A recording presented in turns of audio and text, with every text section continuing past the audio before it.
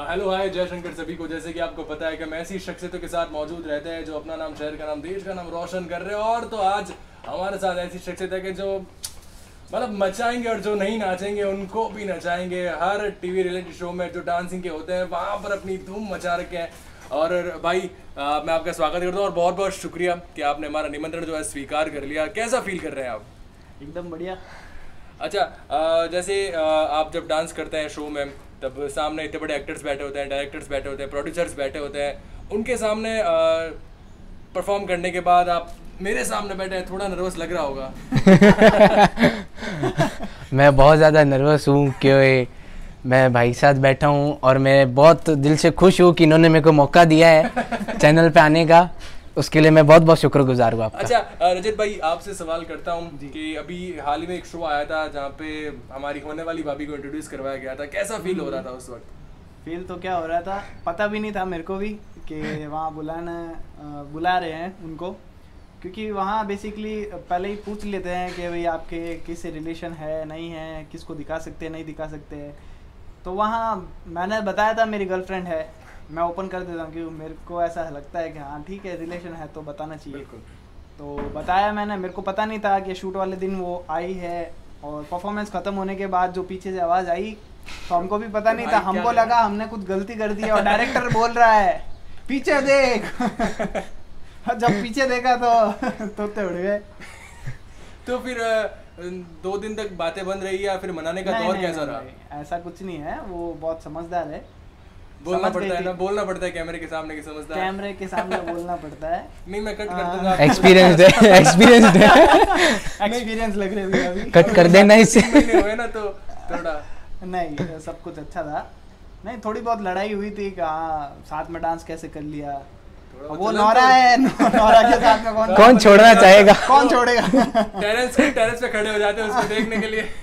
अच्छा तो चलो एक बार वापस हम इस बात पे आएंगे, लेकिन पहले ये यहाँ से शुरुआत करते हैं कि आपने स्ट्रगल का दौर भी बहुत देखा है।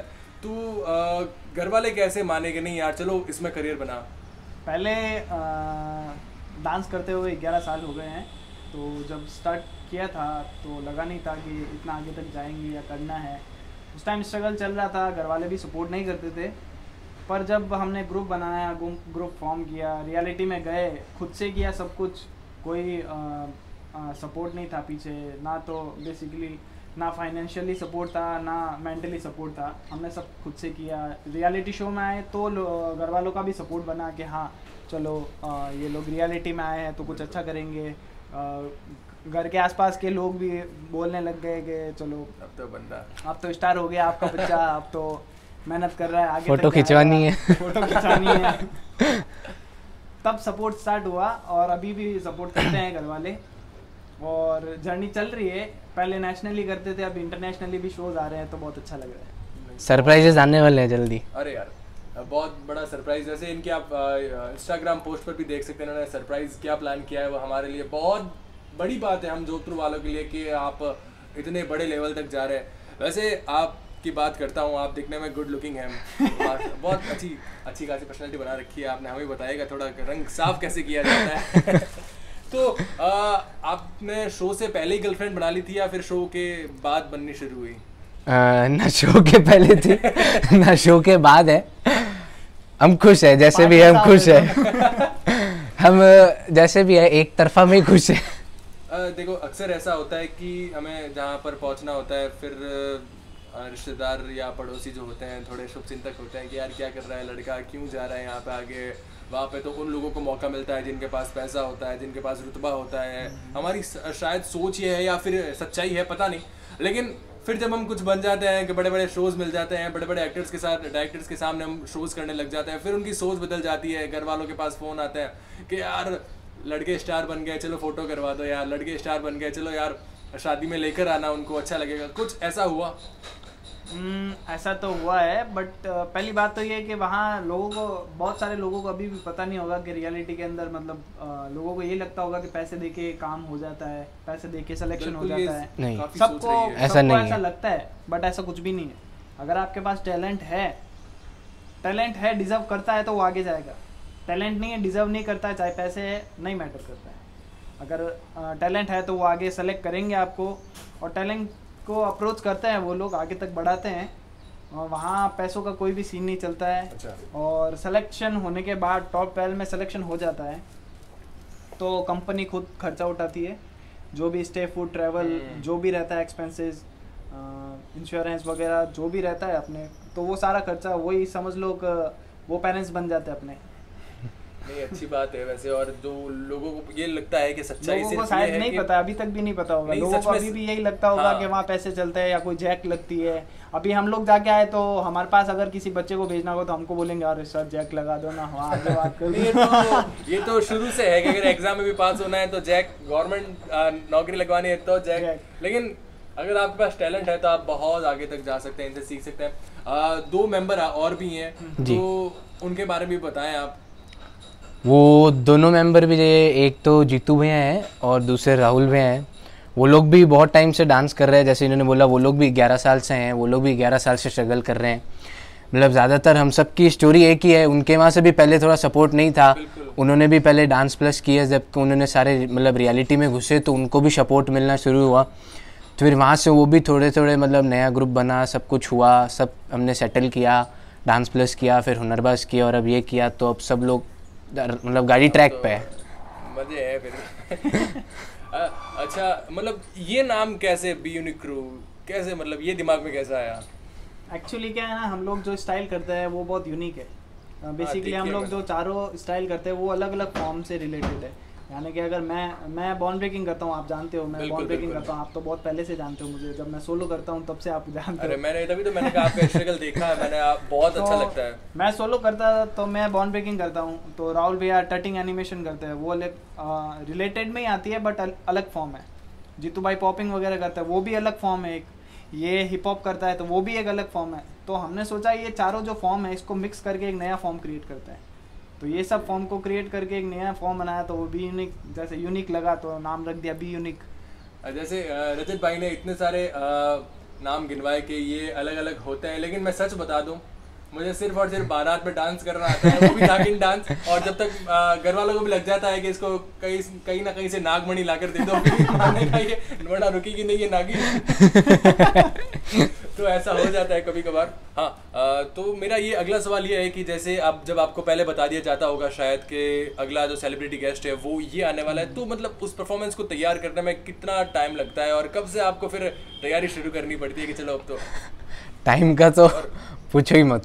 टाइमिंग वहाँ पे ऐसा रहता है कि अगर कोई सेलिब्रिटी आ रहा है और आपको बताया जाएगा कि रियलिटी शोज में कि जैसे नोरा है कि नोरा आ रही है, तो आपको भाई को पसंद है। नहीं अरे मत बोलो, मेरी शादी हुई 3 महीने तो नहीं उनको नहीं है।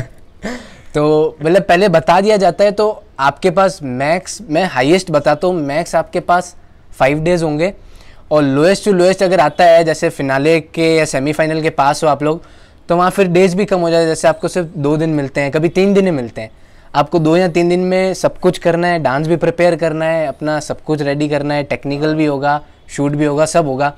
तो टाइमिंग तो वहाँ पे बहुत लिमिटेड ही रहता है। मैक्स 3 से 4-5 दिनों में आपको सब कुछ रेडी करना होता है। फिर सुबह कितने बजे उठना पड़ता होगा आपको? सोते का है 4 बजे सुबह जाओ, 7 बजे फिर आ जाओ। सोने का तो टाइम ही नहीं मिलता है पूरा। तब भी मतलब कुछ त्यागना तो पड़ता है, फिर कुछ हासिल। सबसे बड़ा त्याग वहाँ पे नींद का ही है। बहुत त्यागने के बाद जो फिर सेलिब्रिटी से मिलना होता है, वो वर्थ होता है, जो उनकी खुशी होती है डांस देख के। मैंने ये भी अफवाह सुनी है कि जब कोई हीरोइन आने वाली होती है, जैसे नोरा आने वाली है या जब परिणीति है, तब ऐसा मतलब वो था कि आपको जब 5 दिन मिलते थे तो 2 दिन आप मेकअप करवाने या नहाने में लगा देते थे, तैयार होना है। नहीं उल्टा कभी तो ऐसे हो जाए शूट वाले दिन नहाते भी नहीं थे, टाइम ही नहीं मिलता। अच्छा, वैसे देखो हमने आपको डांस करते देखा है और जब भी मिले हैं तो हंसते हंसाते देखा है, लेकिन कभी कभी एक हमारी ज़िंदगी में एक ऐसा इमोशनल मोमेंट आता है कि जो हमें ज़िंदगी पर याद रहता है कि यार ऐसा इमोशनल। आप बताएं पहले कि आपकी ज़िंदगी में ऐसा कौन सा मोमेंट रहा?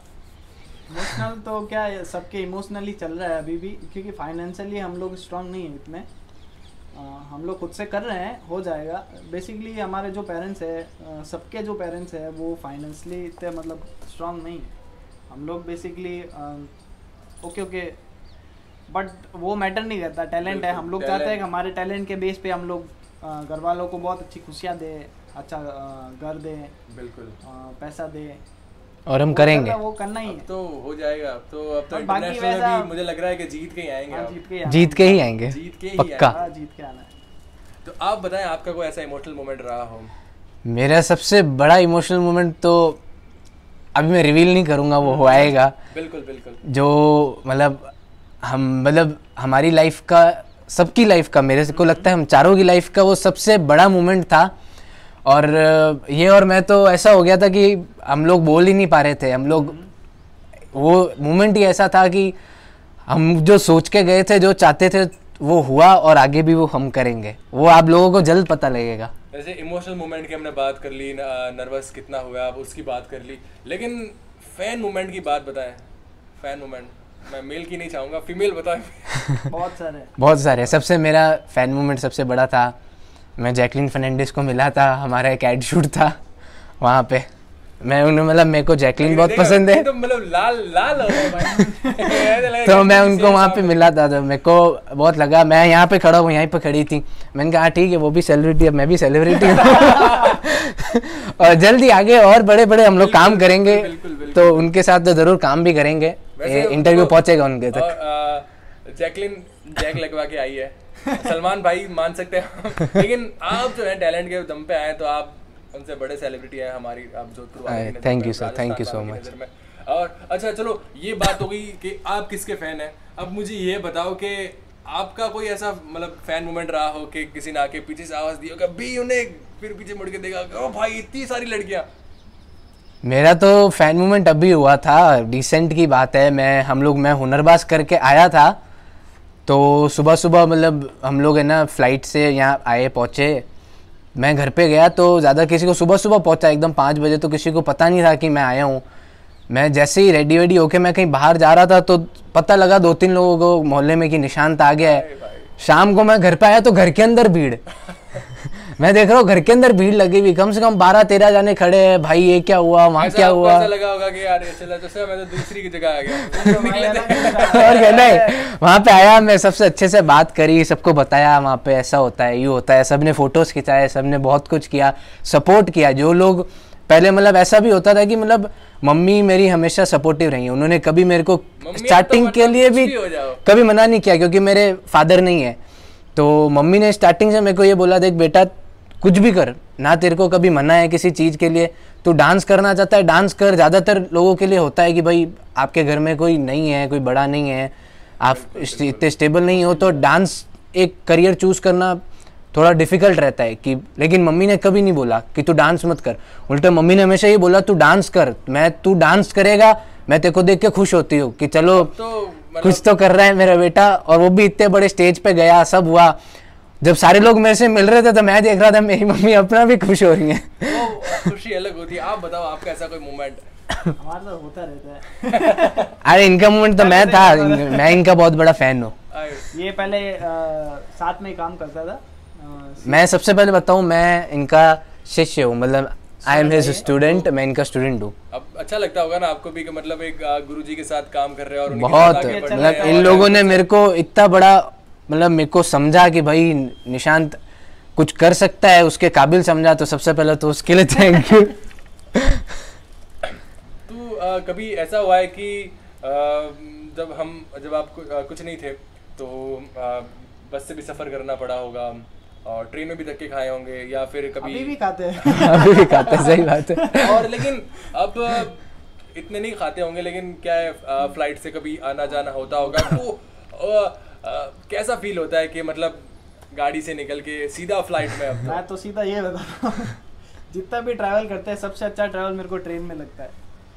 फ्लाइट में भी उसका ट्रैवल मेरे को इतना अच्छा नहीं लगता है। ट्रेन में सोने को मिलता है आराम से। आराम से सो जाओ। फ्लाइट में वो ऐसे बैठे होता है, ऐसे ही बैठे रहो, और दिखता भी कुछ नहीं है कि यार, दिखता भी नहीं है कुछ। पड़ोस में अलग से वो बैठे रहते हैं। नहीं, अगर कुछ नहीं, अगर अच्छा है कोई इनका रहता है, जैसे कोई सीट नहीं है। अगर इनको लगता है भाई कि कोई आगे हमारी सीट पे कोई लड़की बैठी है तो निशान सीट चेंज कर ले यार, निशान भाई प्लीज सीट चेंज कर ले। तो फिर वो आप भी ऐसे, जैसे कभी ऐसा ये रजत भाई ऐसा कर देते हैं कि यार लड़की के पास जाके बैठ गए, चुपचाप मैसेज करते हैं आरुषि भाभी को? नहीं, हम लोग ये बैठे होते हैं, हम पीछे से ऐसे ही आते वीडियो बना के भेज देते हैं, देख रहे हो।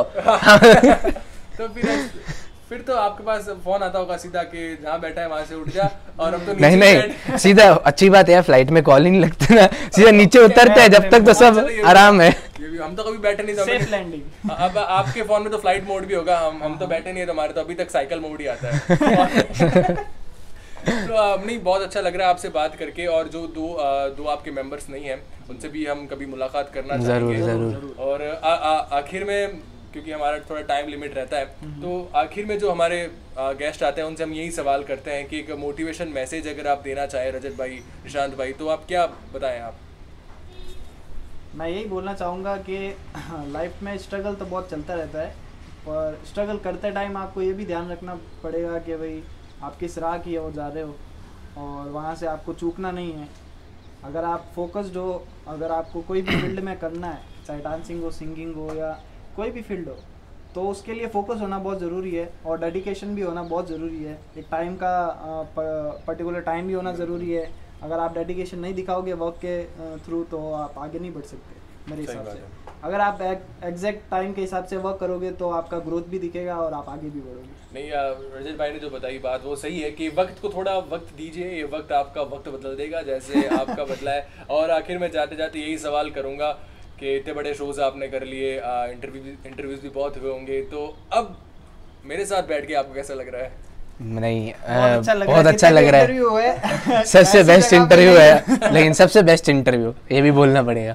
बहुत बहुत शुक्रिया। और मैं यही चाहूँगा कि आप रजत भाई, निशांत भाई और इनका जो पूरा क्रू है, बी यूनिक क्रू, उनको सपोर्ट करते रहें और ऐसे ही आगे बढ़ाते रहें। जो आने वाला इनका अगला प्रोजेक्ट है, मैं यही आशीर्वाद चाहूँगा महादेव से इस सावन के पावन महीने में कि आप वो जीत कर ही आएँ, और आप जीत कर ही आएंगे, मुझे पूरा विश्वास है।